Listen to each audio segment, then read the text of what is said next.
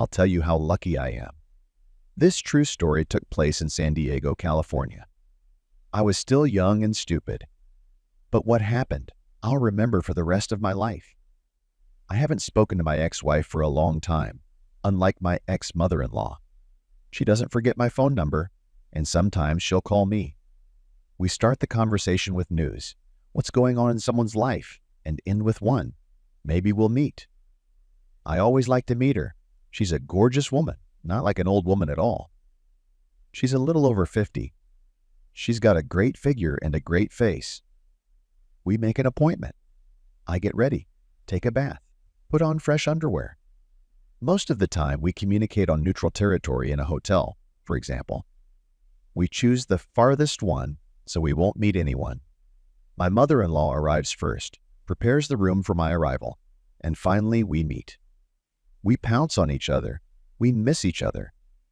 She does things in bed that words can't describe. We barely come to our senses. I had a fling with my ex-mother-in-law after my divorce from my first wife. It was an accident.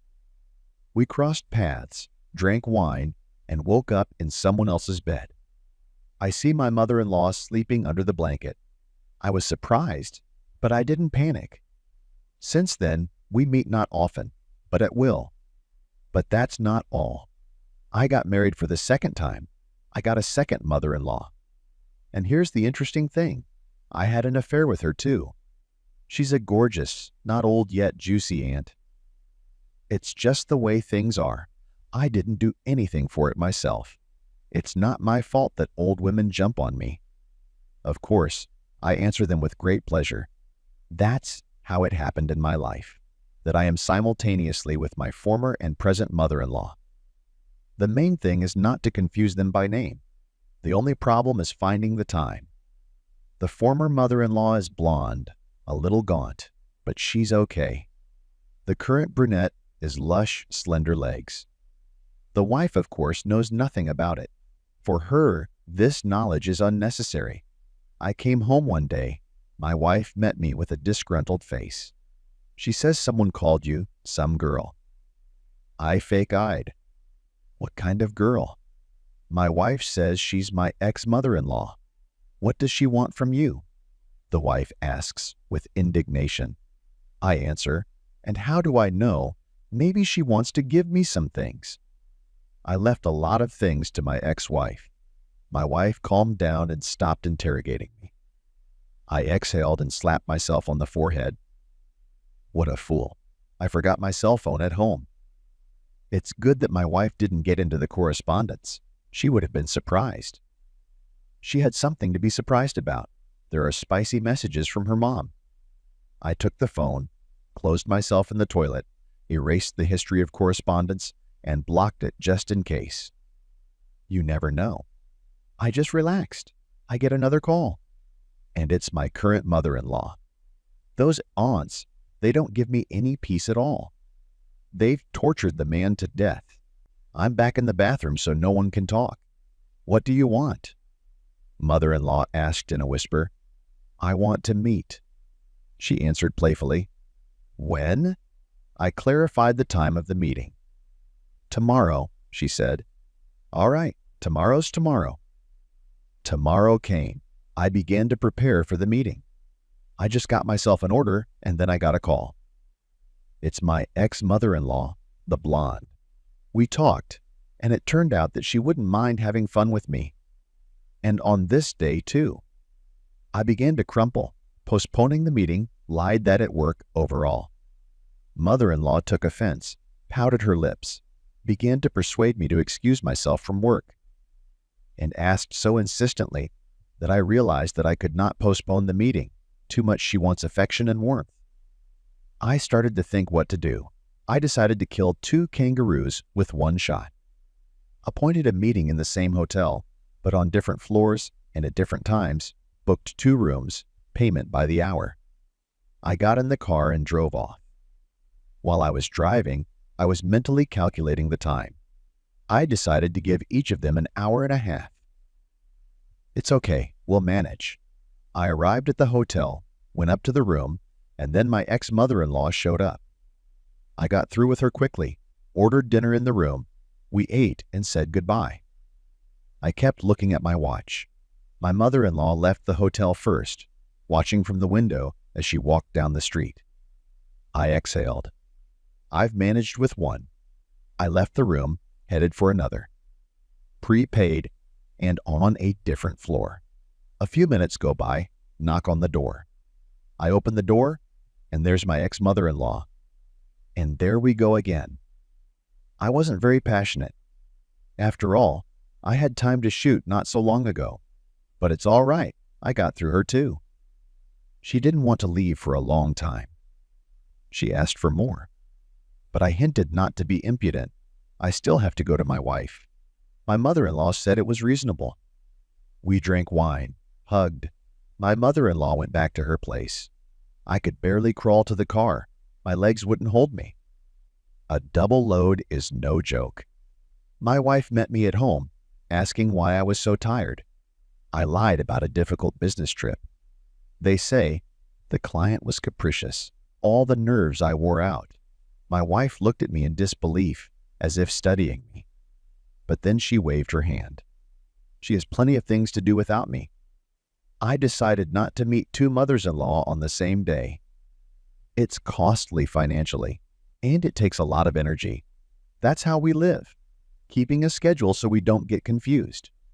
Of course, I could easily say goodbye to one of them. But I'm hooked. They know there's no stallion better in bed than me. Both of them are experienced. They're not embarrassed. They don't waste time. I've had young girls before. I don't want to do it with them again. They don't know what they're doing and why they're doing it. And they're a lot of trouble to deal with. If you hesitate, your wife will find out. I like my ex-mother-in-law better. I won't hide it. She has some features that make me like her body. She can make any acrobat do that. The current mother-in-law is calmer, but she has her charms too. I'm not ready to give them up. I'm used to pleasing myself, but also her at the same time. I tell my friends, they can't believe I'm so well settled. It turns out that in addition to my wife, I have two mistresses, and there are permanent and no problems with them. Well, you're crazy, my friends tell me. I'm sure they're secretly jealous. I'm very lucky. That's how I live, keeping a clear plan in my head so as not to mix up the order. I don't want to leave anyone out. I met with my ex-mother-in-law and checked the box, so I have to take care of the real one. I'm figuring out how we're going to do this. I send a text message to her phone. Of course she's happy. She runs to waxing, tries on new clothes, looks in the mirror. I like lacy, transparent dark colors. It's a real turn-on. After a message or a call, I immediately erase the dirt. I became careful. My wife more and more often stops on me, an attentive look, as if studying. In short, I have nothing to complain about in this life. My mother-in-law, former and present, can't complain either. I work with them qualitatively. I give all my strength in bed. I know what each of them loves, but I can say that I fulfill all their wishes. That's why I don't want to say goodbye to them. For 5 years, I will definitely be enough. And then we'll see. They are still blooming women, despite their age. They have a lot of strength. They'll be enough for me. This is the adventure of my life. I have to tear myself apart, share myself, so to speak. This risky balancing act with my former and current mother-in-law has been going on for several years. I've honed my juggling skills by carefully planning my adventures and not letting my wife know my secret. I know it's only a matter of time before this house of cards collapses. I've had instances where dates overlapped or my wife almost discovered dangerous messages from her mom. But the high of duplicity fuels my addiction to these mature women. Just last month, the unthinkable happened to my ex and current mother-in-law. Found out about each other. I still don't know how they discovered my double life. But one day, I received WhatsApp messages demanding me to meet them at a cafe. When I walked into the cafe, my adrenaline was running high, and both women were sitting with stern expressions on their faces. I sat down in a chair and laughed nervously. Before I could speak, My ex handed me a picture across the table.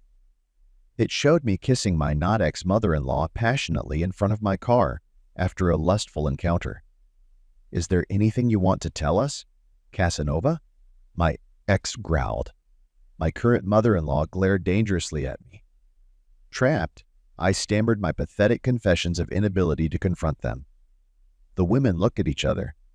I braced myself for their fury. What happened next shocked me more than their confrontation. They smiled slyly at each other. Then they smiled seductively at me. "We're upset that you lied," my now mother-in-law said, stroking my hand. "We could have split you up." "And the three of us got down to business," my former mother-in-law said. "So, no catfight then?" asked it weakly. They laughed out loud. "Oh, we'll fight but for your attention." Exchanging a knowing look, they escorted me out of the cafe, never to be forgotten. I may be lecherous, but even I couldn't imagine having both mother-in-laws at once. This new arrangement is a dream I don't deserve. At home, my wife seems to suspect that something has changed. My swagger and vigor have increased tenfold. When she asks why I'm so chipper, I just kiss her on the cheek and promise to arrange a special date night. But I need to conserve my energy for the moment when a duo of insatiable cougars come calling.